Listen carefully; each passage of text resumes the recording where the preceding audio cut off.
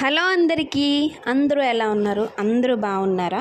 ఈరోజు ఫ్రైడే కదా, so Thursday, Friday, Saturday, Monday నేను పూజ చేసుకుంటాను కాబట్టి ఈరోజు మార్నింగ్ పూజ అయితే కంప్లీట్ అయిపోయింది.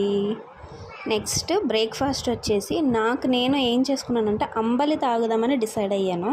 అంటే ఇంతకుముందు నేను తాగినప్పుడు వెయిట్ లాస్ అయ్యాను, కానీ పొట్ట మాత్రం తగ్గదండి ఎన్ని తాగినా.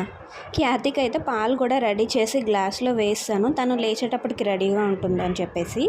అలాగే గ్లూకోజ్ కలిపాను అనమాట. ఇంట్లో అందరికీ కూడా ఒక పెద్ద గిన్నెలో కలుపుతాను, స్టీల్ గిన్నెలో. అట్లీస్ట్ ఒక 2 లీటర్స్ వాటర్ కలిపి అది డే మొత్తం తాగుతామన్నమాట.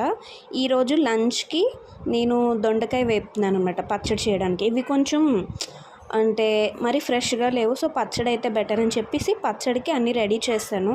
రసం కూడా పెట్టాను. ఇప్పుడు ఈ పచ్చడి చేసేసిన తర్వాత దీన్ని మళ్ళీ తిరగ తాలింపు వేస్తే టేస్ట్ బాగుంటుంది